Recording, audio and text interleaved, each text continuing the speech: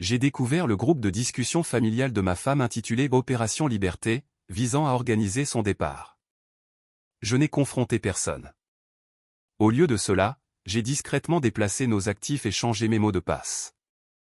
Lorsqu'elle a essayé d'exécuter la phase 1 de leur plan, elle a découvert que j'avais déjà terminé le mien. Moi, Julien, 35 ans, j'ai trouvé ce groupe de discussion par pur hasard il y a 2 semaines. Ma femme, Élodie, 33 ans, avait laissé son iPad sur le plan de travail de la cuisine pendant qu'elle prenait sa douche. Il a émis un petit ping de notification. L'écran s'est allumé. Opération Liberté, l'exfiltration. C'était le nom du groupe de discussion affiché directement sur l'écran verrouillé. J'ai senti mon estomac se nouer. J'ai pris l'iPad. Face ID ne fonctionnait évidemment pas, mais je connais son code. C'est la date de notre anniversaire de mariage. Nous sommes mariés depuis 6 ans. Je n'avais jamais eu de raison de ne pas lui faire confiance. J'ai ouvert la conversation. Sa mère, sa sœur, sa tante et sa meilleure amie. 4 personnes complotant activement quelque chose. J'ai remonté le fil de discussion et commencé à lire depuis environ 3 semaines.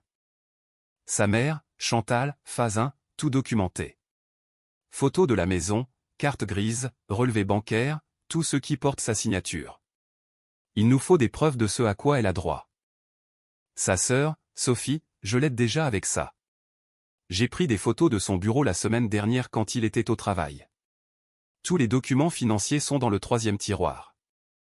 Sa tante, Martine, la phase 2, c'est la consultation avec l'avocat. Je connais quelqu'un qui le fera discrètement. Pas de traces papier à la maison. Sa meilleure amie, Camille, et pour la phase 3, on passe d'abord par la case thérapie de couple.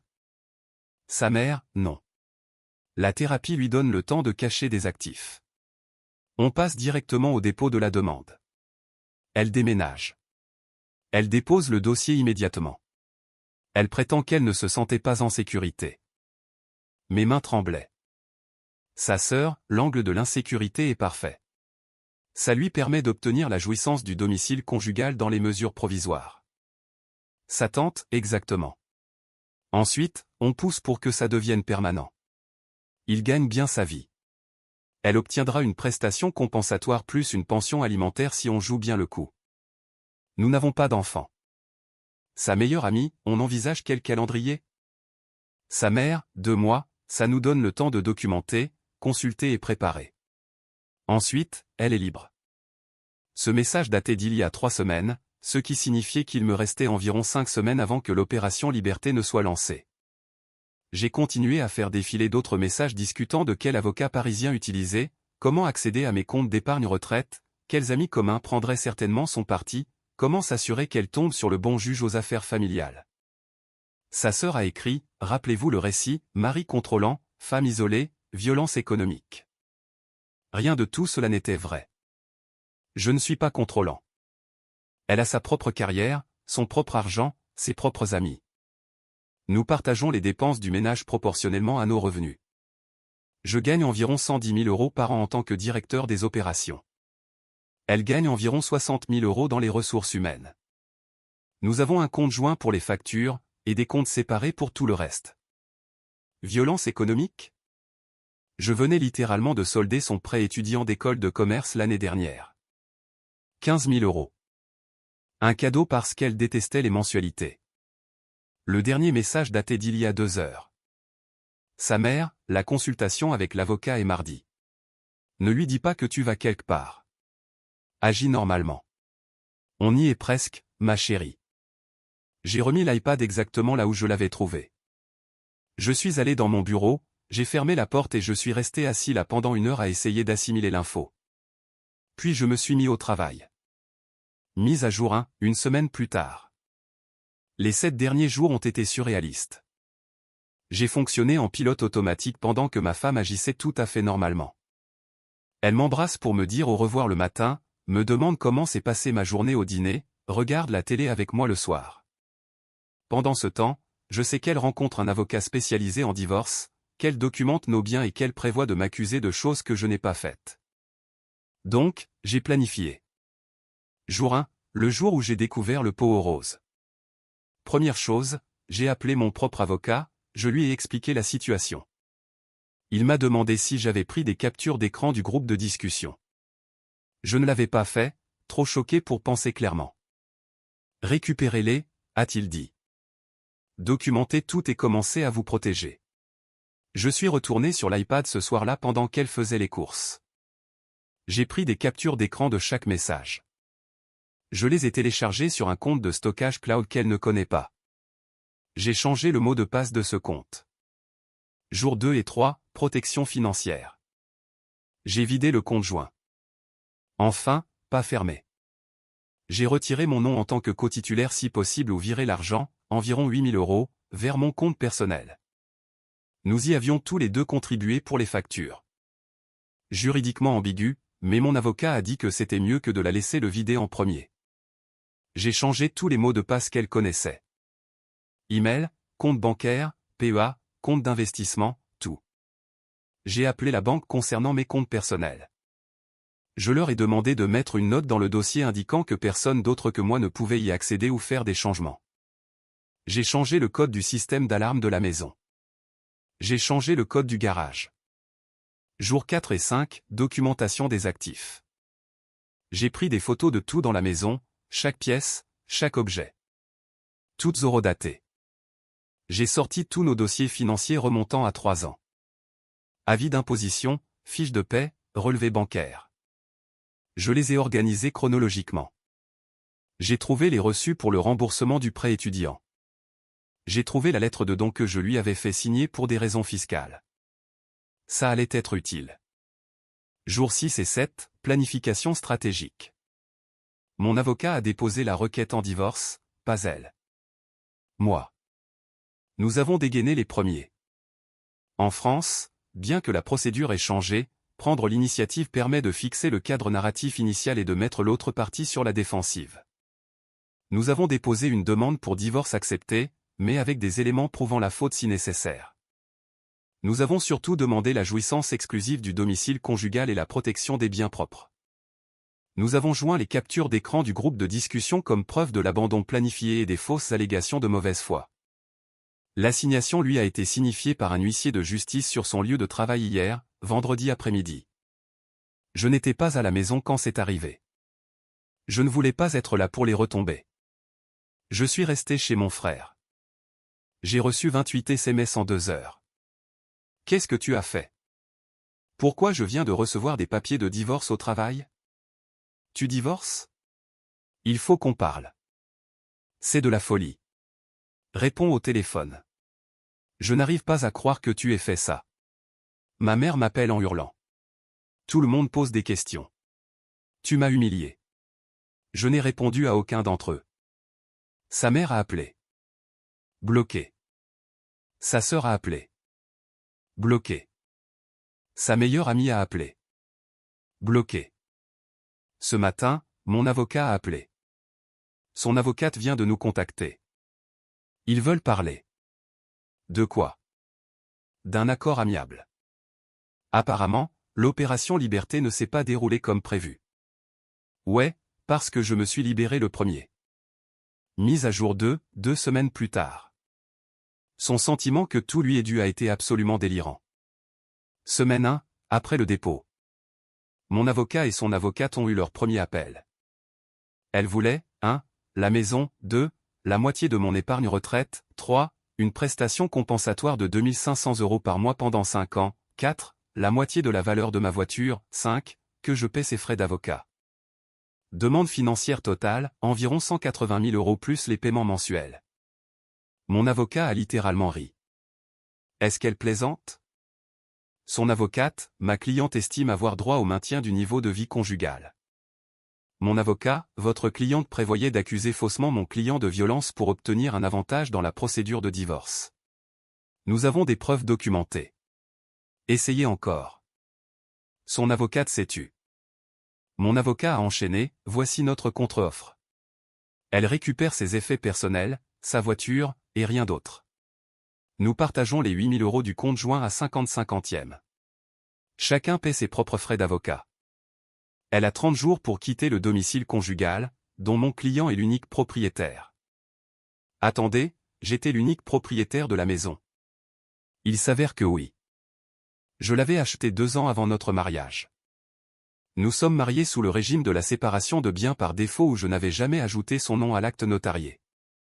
C'était un bien propre. J'avais honnêtement oublié ce détail juridique. Son avocate, c'est totalement déraisonnable. Mon avocat, alors nous nous verrons devant le juge avec les captures d'écran du groupe WhatsApp et nous discuterons de la façon dont votre cliente a commis une tentative de fraude au jugement en planifiant des accusations de violence qui n'ont jamais eu lieu. Je suis sûr que le juge appréciera. Ils ont raccroché.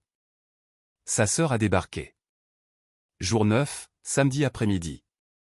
J'étais en train de tondre la pelouse. Une voiture s'est garée. Sa sœur en est sortie. Il faut qu'on parle. J'ai éteint la tondeuse. Non, on n'a pas à parler. Si, on doit parler. Tu détruis sa vie. Elle prévoyait de détruire la mienne en premier. J'ai juste été plus rapide. Elle n'essayait pas de te détruire. Elle voulait sortir. Tu es contrôlant et étouffant et elle n'en pouvait plus. Cite une chose contrôlante que j'ai faite. Elle ne pouvait pas. Elle a juste bafouillé. J'attends, ai-je dit. Tu traces son téléphone. Live 360. Nous l'avons tous les deux pour la sécurité. Elle peut le désactiver quand elle veut. Tu ne la laisses pas avoir son propre compte bancaire. Elle a son propre compte bancaire. Elle en a un depuis le début du mariage. Je n'y ai jamais touché. Tu es juste. Tu gâches tout. Elle avait un plan, une sortie, et tu la lui as volé. Elle avait un plan pour mentir sur des violences et prendre tout ce pour quoi j'ai travaillé. Ouais, j'ai arrêté ça. Pleure si tu veux. Sa sœur s'est approchée de mon visage. Tu vas lui donner ce qu'elle mérite. Ou quoi? Tu vas l'aider à déposer une fausse main courante, toi aussi? Vas-y. J'ai des preuves que toute ta famille complote ça. Essaie un peu. Elle est partie. Elle est revenue 1 heure plus tard avec sa mère. La belle-mère. Sa mère est sortie de la voiture, m'a pointé du doigt. Espèce d'homme égoïste et vindicatif. Comment osez-vous faire signifier ma fille sur son lieu de travail? Comment osez-vous l'humilier comme ça? Elle allait me faire la même chose, en fait pire.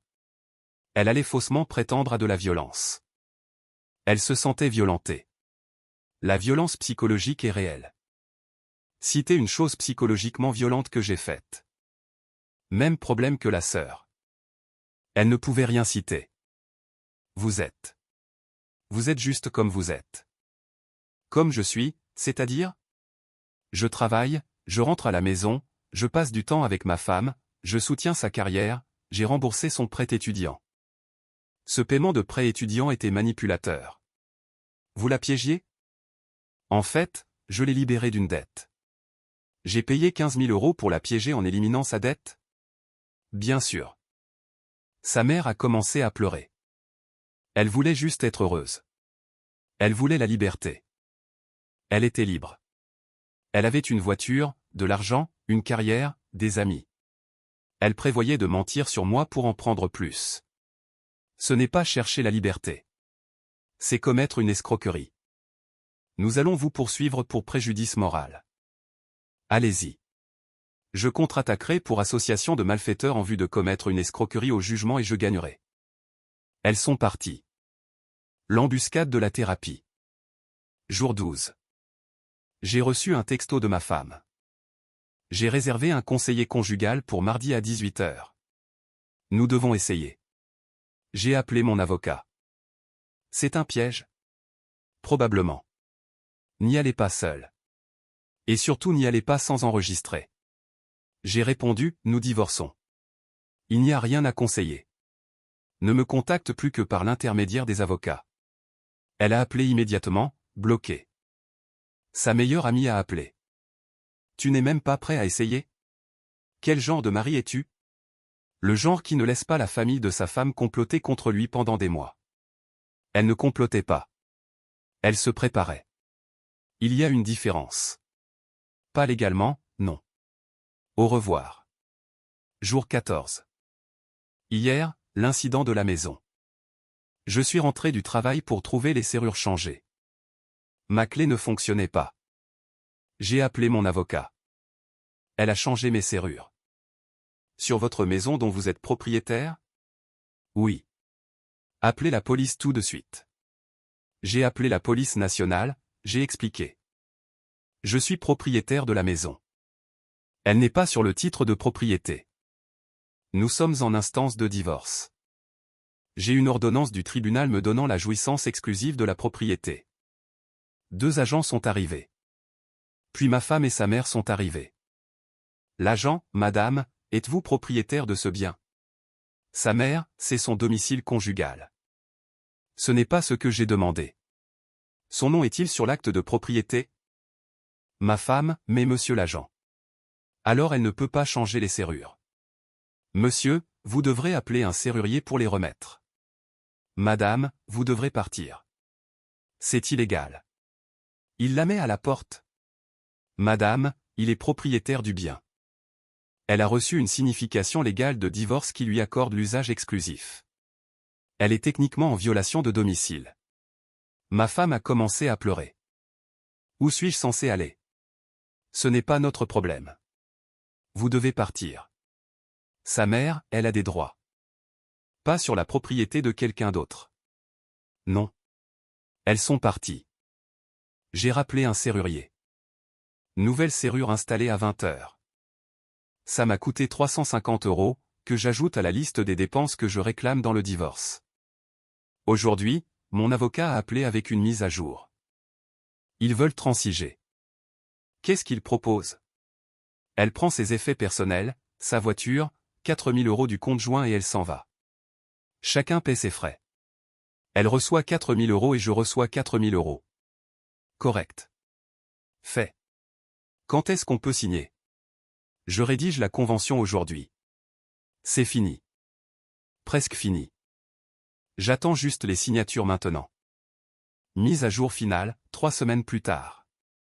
La convention de divorce a été signée la semaine dernière. Le divorce sera définitif dans quelque temps après l'enregistrement chez le notaire.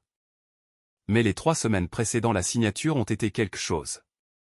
Semaine 1, la négociation. Après que son avocate a appelé avec l'offre de règlement, nous avons fait des allers-retours sur des détails mineurs. Elle voulait 5 000 € du compte joint, pas 4 000 €. Mon avocat, non. Partage 50-50e ou rien. Elle voulait que je paie ses frais de déménagement. Mon avocat, absolument pas. Elle voulait prendre des meubles. Mon avocat, effet personnel seulement. Les meubles restent avec la maison. Elle voulait 2 mois pour déménager au lieu de 30 jours. Mon avocat, 30 jours, non négociable. Chaque demande a été refusée parce que nous avions l'avantage. Les captures d'écran du groupe de discussion, la preuve des fausses allégations planifiées, le fait que je sois propriétaire de la maison et que j'ai déposé la demande en premier. Son avocate lui a finalement dit d'accepter l'accord.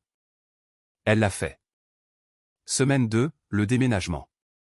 Elle s'est présentée avec sa mère, sa sœur et sa meilleure amie pour emballer ses affaires. Je n'étais pas là. Je suis resté chez mon frère, mais j'avais les caméras de sécurité qui enregistraient tout. Elles ont pris ses vêtements, ses chaussures, ses livres, ses objets personnels, des trucs normaux. Puis elles ont pris ma machine à café, ma télévision, 3 lampes, le micro-ondes, notre porcelaine de mariage, des cadeaux qui nous étaient destinés à tous les deux, les tableaux du salon. J'ai appelé mon avocat. Elle a pris des trucs qui ne sont pas des effets personnels. Vous avez une vidéo? Oui. Parfait. Envoyez-la moi. Nous l'ajouterons à l'accord stipulant qu'elle doit rendre ces articles ou nous déposerons plainte pour vol. Son avocate a appelé le lendemain. Tout a été rendu sauf la machine à café. Elle l'avait apparemment déjà jetée. C'est bon. Une machine à 80 €. Je peux la remplacer. Semaine 3, l'après-coup. La conférence de règlement s'est faite par appel vidéo. J'étais dans le bureau de mon avocat. Elle était dans le sien avec son avocate. Nous avons passé en revue l'accord ligne par ligne. Elle récupère ses effets personnels. Elle récupère sa voiture dont la carte grise est à son nom. Elle reçoit 4 000 € du compte joint. Je reçois 4 000 € du compte joint. Je garde la maison. Je garde mes comptes de retraite. Je garde ma voiture. Chacun paie ses propres frais d'avocat. Pas de prestations compensatoires. Pas de réclamation future sur aucun actif. Son avocate, est-ce que tout le monde est d'accord avec ces termes? Moi, oui. Elle, oui.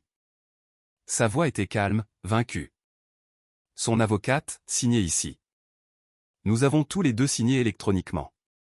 Son avocate, la convention sera déposée au rang des minutes d'un notaire. C'est fait. Je suis resté sur l'appel un instant. Elle aussi. Silence gênant. Finalement, elle a parlé. J'espère que tu es heureux. Moi? Je ne suis pas heureux. Je suis protégé. Il y a une différence. Je n'essayais pas de te détruire. Je voulais juste m'assurer que je serais à l'abri. Moi? En prévoyant de m'accuser faussement de violence? En essayant de prendre tout ce que je possède? Ce n'est pas se protéger. C'est commettre une fraude. Elle, ma famille essayait juste d'aider. Ta famille essayait de t'aider à commettre une escroquerie. Il y a une différence. Son avocate, je pense que nous avons terminé. L'appel s'est terminé. Les retombées. Mon frère m'a demandé si je me sentais mal. Honnêtement, non. Je me sens soulagé. Je me sens validé. J'ai l'impression d'avoir esquivé une balle. Est-ce que j'aurais aimé que les choses soient différentes? Bien sûr, je l'aimais, je l'ai épousée, j'ai construit une vie avec elle, mais elle n'était pas celle que je pensais qu'elle était. Ou peut-être qu'elle a changé. Ou peut-être que je ne l'ai jamais vraiment connue. Sa famille a toujours été un peu trop présente, trop impliquée, dramatique, mais je pensais que c'était inoffensif. Il s'avère qu'il l'empoisonnait activement contre moi depuis je ne sais combien de temps. L'opération Liberté ne visait pas seulement à la faire sortir. Il s'agissait de me dépouiller de tout ce qu'ils pensaient que je valais. Et ils auraient réussi si je n'avais pas trouvé ce groupe de discussion. Bilan financier. Coût total pour moi, frais d'avocat 8 500 €. Serrurier 2 fois 650 €. Perte sur le partage du compte joint 4 000 €. Elle a eu l'autre moitié. Diverses petites dépenses, 500 € au total. Environ 13 650 €. Ça aurait pu être 180 000 € plus une prestation compensatoire plus des frais juridiques si elle avait déposé la demande en premier et que j'avais dû me défendre contre de fausses allégations. J'accepte la perte de 13 650 €. Où en sont les choses? La maison est à moi. C'est calme maintenant. Bizarre d'être seul après 6 ans de mariage, mais pas terrible. Ça va. J'ai dit à mon patron que je traversais un divorce. Il a été cool à ce sujet. Il a dit de prendre du temps si j'en avais besoin. Je n'en ai pas encore eu besoin. Mon frère a été génial. J'ai dîné avec lui et sa femme 2 fois cette semaine. Des trucs normaux. On n'a pas beaucoup parlé du divorce. Juste passer du temps ensemble. Les amis ont été d'un grand soutien. La plupart d'entre eux savaient que quelque chose clochait avec sa famille. Personne ne savait pour la planification via le groupe de discussion cependant. Tout le monde a été choqué quand je leur ai raconté. Sa famille, pas de nouvelles d'eux depuis le règlement. Tant mieux. Elle, aucun contact. Bloqué partout. Plus rien à dire. La leçon. Faites confiance à votre instinct. Quand quelque chose semble louche, ça l'est probablement. Documentez tout. Les captures d'écran ont sauvé mon avenir financier.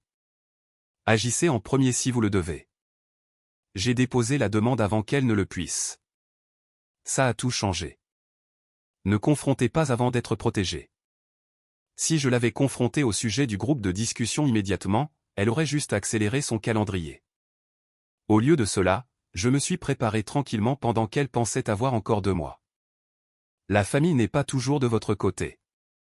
Sa famille a empoisonné notre relation. Ils l'ont convaincue qu'elle était une victime alors qu'elle ne l'était pas. Ils l'ont encouragée à commettre une fraude. Ce n'est pas du soutien. C'est de la corruption. L'ironie. L'opération Liberté était censée la libérer de moi tout en prenant la moitié de mes affaires. Au lieu de cela, elle m'a libéré d'elle et d'une famille qui me voyait comme une cible. Elle voulait la liberté. Elle l'a eue, juste pas de la manière qu'elle avait prévue. Et maintenant, je suis libre aussi. Libre d'une femme qui mentirait à mon sujet. Libre d'une belle famille qui l'encouragerait à commettre une escroquerie. Libre de me demander constamment si j'étais assez bien, si j'en faisais assez, s'il m'approuvait. Je vais bien. Pas encore super, mais bien. Mieux chaque jour. Et bientôt, je serai officiellement divorcé avec ma maison, ma retraite, ma dignité et mon avenir intact. L'opération Liberté a réussi après tout, juste pas pour ceux qu'ils avaient prévu.